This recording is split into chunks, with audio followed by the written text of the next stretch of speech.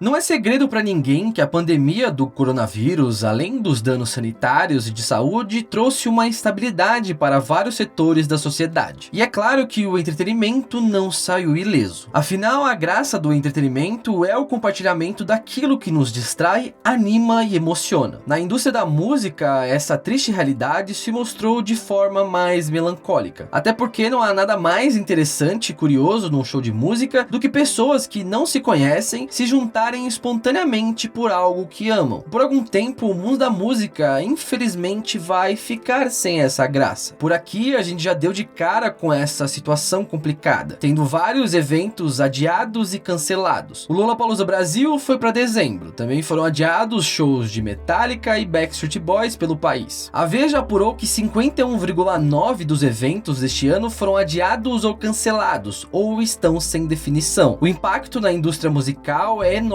não só pelo presente que já foi perdido, mas pela incerteza de uma perspectiva próxima e segura. Por isso, diante de uma diversidade braba como essa, muita gente tem se perguntado: a indústria da música vai quebrar? Segundo a Universidade Johns Hopkins nos Estados Unidos, que monitora o número de casos mundiais, já são mais de 1 milhão de pessoas infectadas e mais de 50 mil mortes por causa do coronavírus. Conforme a Covid-19 foi expandindo o seu alcance de contaminação pelo mundo entre janeiro e metade de fevereiro, produtoras de eventos e agências musicais ficaram apreensivos, pois na época tudo que sabiam era que a aglomeração de pessoas potencializava o vírus por causa da facilidade de contágio. Somado a isso, complicações começaram a vir da China. Por ser o ponto inicial da pandemia, a China, que é a segunda economia do mundo, começou a ter complicações na produção interna, impedindo exportações tanto para a indústria musical na parte de aparatos dos eventos, como para os patrocinadores desses eventos, que dependem de 1000 coisas de lá, desde embalagens até confecção de produtos. Isso já acendeu um alerta de um possível sufocamento que estava prestes a vir. Com o avanço do vírus em diversos países, originando diversos pontos de foco de contaminação e tendo isso potencializado pela logística que cada vez mais está globalizada, a única saída de contenção do vírus até agora impôs uma dura decisão aos envolvidos com a indústria, a de conter grandes focos de contaminação, ou seja, impedir de qualquer jeito a aglomeração de pessoas. Isso foi um baque instantâneo no setor de eventos do mundo afora, desde grandes festivais como Coachella e South by Southwest a simples casas de shows locais. A suspensão desses eventos acabou prejudicando ainda mais os profissionais individuais envolvidos, os técnicos de som, de luz, de palco, funcionários das casas de shows, produtores de eventos, etc., principalmente no Brasil. Os artistas, obviamente, foram muito prejudicados por esse inimigo surpresa chamado Covid-19, já que atualmente grande parte da renda dos artistas vem das turnês e não tanto do aproveitamento da venda do seu material. A preocupação aumentou quando não só esses eventos mais recentes começaram a ser adiados, como também outros um pouco mais distantes. O tradicional festival Glastonbury da Inglaterra faria nesse ano sua edição comemorativa de 50 anos em junho, mas como a expectativa não é de solução rápida, a organização decidiu cancelar, não propondo adiamento para outra data. O efeito disso tudo impacta vários setores como turismo e viagens, que estão altamente ligados com eventos musicais mundo afora. Além do impacto no mercado de shows, algumas gravadoras e artistas anunciaram que vão adiar alguns lançamentos de novos álbuns. Lady Gaga, Haim, entre outros nomes, acharam melhor adiar seus novos lançamentos por questões de divulgação e também não poder fazer turnê. No Brasil, o cenário é bem preocupante, principalmente para a cena independente. Desde selos e artistas às casas de shows e profissionais envolvidos, a paralisação dos eventos significa literalmente a perda do sustento de muita gente. O mercado de eventos movimenta 13% do PIB nacional, gerando 25 milhões de empregos diretos e indiretos. Tudo isso está altamente ameaçado. Países como Alemanha e Austrália anunciaram que vão oferecer um suporte financeiro emergencial para os artistas e profissionais freelancers que estão sendo prejudicados pela crise. Aqui no Brasil, a coisa é bem diferente. Recentemente, o governo publicou uma medida provisória que suspende o recolhimento de recursos de empresas para o Sistema S, responsável pelo mantimento das unidades do Senai, Senac e o Sesc, instituição importante na promoção de eventos musicais independentes. Essa medida pode causar o fechamento de 144 unidades do Sesc, além da demissão aproximadamente de 10 mil funcionários entre Sesc e Senac. Diante de um cenário alarmante como esse, a CNC, Confederação Nacional do Comércio de Bens, Serviços e Turismo, mandou uma proposta alternativa para o governo federal, sugerindo um corte não tão significativo e colocando as unidades do Sesc, Senac, etc., à disposição de medidas de combate ao coronavírus, tais como vacinação, coleta de sangue, ações gerais de prevenção, distribuição de alimentos de compra e etc. Além disso, não só os artistas como todos os profissionais autônomos estão em grande risco. O auxílio financeiro do governo federal, além de demorar, está totalmente desorganizado. Inicialmente, o executivo planejou distribuir R$200 para cada trabalhador informal. Porém, no Congresso, o projeto felizmente foi alterado para que a ajuda emergencial seja de R$600. Com base nessa renda é que muitos profissionais do ramo artístico esperam se manter. É claro que em meio a todas essas incertezas, muitas bandas e artistas têm buscado alternativas, como fundo de financiamento coletivos e lives exclusivas para apoiadores. Apesar da tentativa de se manter na ativa, muitas bandas e artistas estão encontrando certa dificuldade pela saturação das lives e assim tendo que repensar certas estratégias de comunicação através das redes sociais. Apesar disso, algumas lives têm sido uma boa recepção até. O cantor Gustavo Lima conseguiu arrecadar R$100 mil, além de outros itens como álcool gel, que serão doados para o combate do coronavírus. A Scalene também teve uma iniciativa bacana. Eles criaram um Apoia-se e neles os fãs têm mais contato com a banda, por meio de bate-papo com os membros e convidados da banda, além de lives exclusivas. Lá fora, os artistas também têm se mobilizado para ajudar nessa causa. Recentemente, nomes como Billie Eilish, Dave Grohl, Billie Joe Armstrong e Elton John participaram do festival online iHeartRadio organizado pela Fox e arrecadaram cerca de $42 milhões.